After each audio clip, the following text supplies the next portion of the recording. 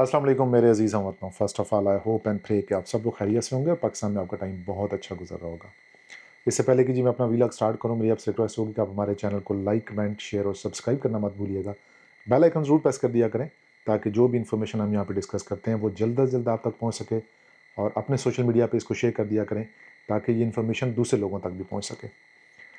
UK immigration को लेके बहुत सारे हॉट टॉपिक्स हैं जिनके ऊपर लोग बात करते हैं, उसको डिस्कस करना चाहते हैं, उसके ऊपर से कुछ डिडक्शन, कंक्लूजन्स और रूल रेगुलेशन के ऊपर बात करना चाहते हैं। तो मेरी नज़र से एक ऐसी ही रिसर्च गुजरी, और इस रिसर्च में सिर्फ ये चीज़ डिस्कस की गई थी कि जितने भी लोग पाकिस्तान से, इंडिया से, बरसगीर से या पूरी दुनिया से यूके के अंदर आए हुए हैं, और ज़ाहिर है उनका एक बहुत मेजर रोल है इस इकानमी को डेवलप करने में, इस मुल्क की तरक्की में, और बहुत सारी ऐसी फील्ड्स हैं जिनके अंदर बहुत ज़्यादा लोग, इमिग्रेंट्स लोग जो हैं वो काम कर रहे हैं। तो रिसर्च जो बेसिकली मेरी नज़र से गुजरी वो इस चीज़ को डिस्क्राइब करती थी कि क्या हो कि अगर ये सारे लोग इमिग्रेंट्स जो हैं या जो बाहर से आए हुए लोग हैं, पूरी दुनिया से जो आए हुए हैं, वो एकदम से यूके से चले जाएं, तो यूके के ऊपर इम्पैक्ट क्या होगा। आने को तो बहुत सारे लोग आना चाह रहे हैं, लेकिन हम आज डिस्कस कर रहे हैं कि अगर वो चले जाएँ तो क्या होगा? तो सबसे पहला इम्पैक्ट जो है ना वो फूड के ऊपर पड़ेगा।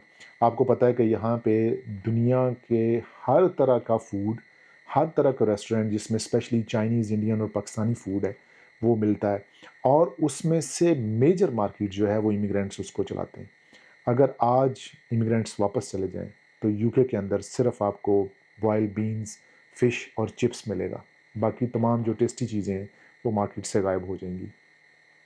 अब अगर हम आते हैं कि अगला जो लॉस होगा, अगर हम ये कहते हैं कि टोटल इमिग्रेंट्स यहाँ से मूव कर जाएँ, तो तकरीबन 4.9 मिलियन लोग वापस चले जाएँगे, जो कि टोटल आबादी का 14% है। सिर्फ लंदन के अंदर जो इमिग्रेंट्स हैं, अगर उनको निकाल दिया जाए तो 30% जो पॉपुलेशन है वो ड्रॉप हो जाएगी। जीडीपी जो है वो तकरीबन 12% ड्रॉप हो जाएगी, जो कि 200 बिलियन पाउंड्स पर ईयर का लॉस बर्दाश्त करना पड़ेगा इंग्लैंड को। उसके बाद आप एनएचएस में आ जाएँ। एनएचएस के अंदर जो हमारे लेबर्स हैं या जो फॉरेन वर्कर्स हैं या जो इमिग्रेंट्स हैं, वो तकरीबन 16% वर्क फोर्स है, जिसमें स्पेशलिस्ट भी हैं, डॉक्टर्स हैं, टेक्निकल चीज़ें हैं। तो 16% लोग जो हैं वो यहाँ से निकल जाएंगे, और उसकी जो लॉस होगा वो ये होगा कि आपको मेडिकल सर्विसेज प्रोवाइड नहीं होंगी, और उसके अलावा आपका जो लॉन्ग वेटिंग टाइम है वो बढ़ जाएगा, मेडिकल ट्रीटमेंट के अंदर मसले मसाइल आएंगे।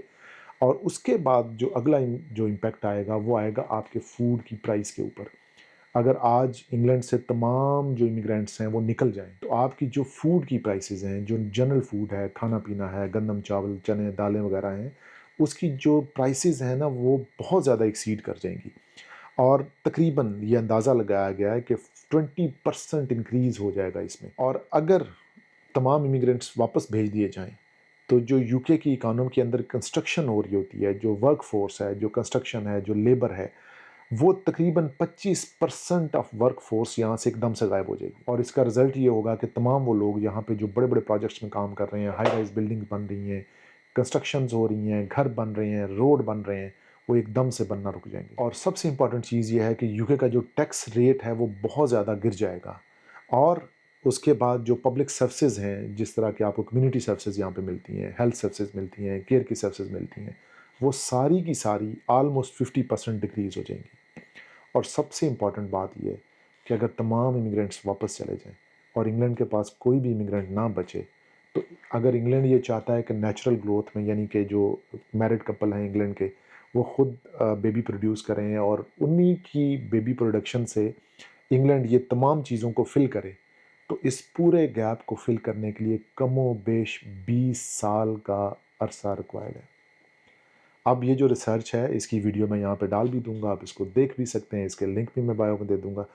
लेकिन आपको समझाने का मसला ये है कि यहाँ पे जो इमिग्रेंट्स आते हैं ना, बहुत ज़्यादा की रोल प्ले करते हैं, बहुत ज़्यादा इम्पॉर्टेंट हैं यहाँ के एटमॉस्फेयर के अंदर, यहाँ की सोसाइटी के अंदर, यहाँ के कल्चर के अंदर। तो यहाँ पे कोई भी ऐसा नहीं है कि जो कह रहा है कि जो इमिग्रेंट्स ना आए या लोग वर्क वीज़ा लेके यहाँ पे ना आए। बशर्ते ये है कि आपको इस काबिल होना चाहिए कि जब आप वर्क वीज़ा लेके यहाँ पे आएँ, तो आप इस काबिल हों, आप पढ़े लिखे हों, आपकी इंग्लिश लैंग्वेज अच्छी हो, आपका फाइनेंशियल बैकग्राउंड अच्छा हो, آپ کا ایک سکل ہو آپ کے پاس کوئی کیریئر کے پیچھے آپ نے جاب کی ہو، آپ کے پاس کوئی ایکسپیرینس ہو، آپ کے پاس ایکسپرٹیز ہوں، اور اگر یہ ساری چیزیں آپ کے پاس ہیں تو سٹل آج کی تاریخ میں بھی انگلینڈ کی جو سوسائٹی ہے یہ آپ کا ویٹ کر رہی ہے۔ اگر آپ کو ایسے کسی مسئلے کے اوپر کوئی کنفیوژن ہے یا آپ کچھ گائیڈنس چاہتے ہیں تو اس کے لیے آپ میرے واٹس ایپ نمبر پر مجھ سے رابطہ کر سکتے ہیں، اور آج کی جو سرچ ہے یقیناً آپ کو پسند آئی ہوگی۔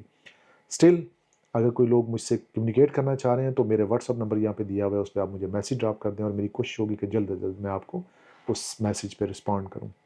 یہ تھا جی ہمارا آج کا ویلاگ، بٹ چینل کو لائک، کمنٹ، شیئر اور سبسکرائب کرنا مت بھولیے گا۔ انشاءاللہ نیکسٹ ویلاگ میں ملاقات ہوگی۔ اپنا بہت خیال رکھیے گا۔ Take care of your self. اللہ حافظ۔